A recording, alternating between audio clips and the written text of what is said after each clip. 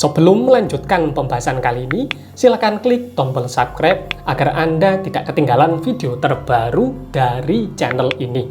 Begini, saya jelaskan runtutannya agar jenengan tidak salah paham.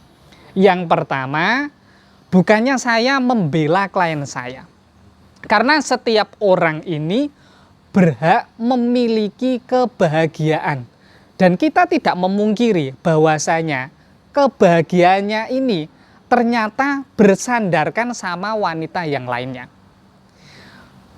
Kisah ini berasal dari klien saya, mohon maaf saya tidak bisa menyebutkan namanya secara rinci, mendatangi tempat praktek saya di Jepara. Pada awal mulanya, klien saya ini, si wanita lajang ini menceritakan bahwasanya dirinya ingin segera menikah. Karena di umurnya yang sudah mencapai 27 ini, Gusti Allah Subhanahu wa Ta'ala belum menunjukkan tanda-tanda akan jodohnya. Kemudian saya menjelaskan beberapa muamalah. Bahwasanya dalam diri seseorang itu terdapat energi asmoro. Yang mana energi asmoro ini perlu dibangkitkan. Tata cara membangkitkannya bisa melalui tata cara tirakat puasa ataupun dengan memanfaatkan wasilah ageman dari saya. Kemudian mbaknya ini menyepakati bahwasanya akhirnya memanfaatkan mustika istimewa dari saya berupa mustika semar kuning. Kemudian mbaknya dalam hal ini sudah mempersiapkan fotonya sama foto targetnya. Yang pertama, mohon maaf, saya tidak mengetahui bahwasanya sang lelaki ini sudah memiliki istri. Kemudian saya melakukan beberapa tirakatan. Kemudian tirakatan tersebut dengan izin dari Gusti Allah Subhanahu wa Ta'ala setelah 21 hari membuahkan hasil.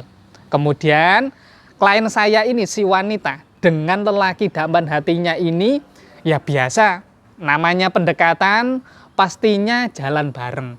Kemudian di tempat wisata bareng. Menurut saya hal ini wajar lah selama tidak melakukan perzinahan. Ternyata hal ini diketahui oleh sepupu dari lelaki ini.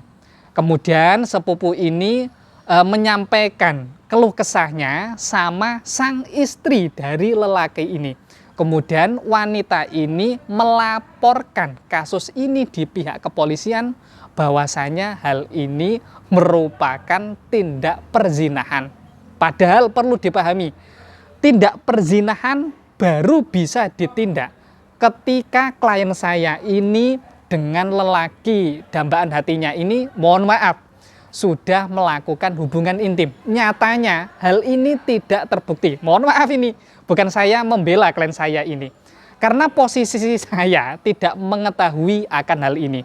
Kemudian bagaimana jalan keluarnya? Saya jujur mengatakan kepada pihak istri ini bahwasanya yang pertama, saya tidak mengetahui bahwasanya sang lelaki ini sudah memiliki istri. Kemudian saya mengatakan cobalah untuk membuka hatinya. Dalam Islam kan diperbolehkan untuk poligami. Mohon maaf ya, bukan saya membenarkan akan kejadian ini, namun saya hanya ingin memberikan arahan yang terbaik.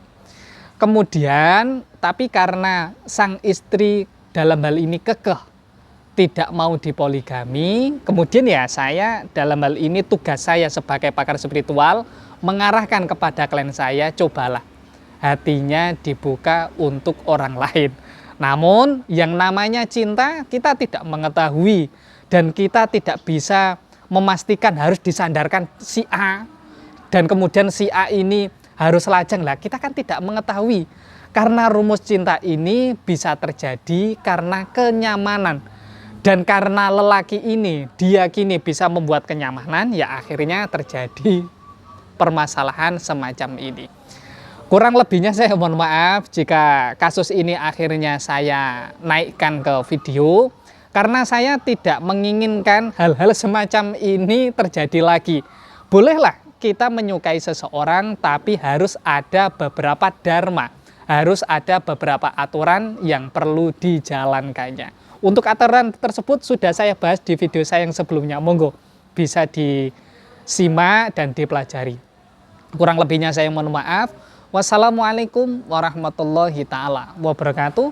Salam sejahtera bagi saudaraku semuanya. Salam dari saya, Kisah Perang Alam.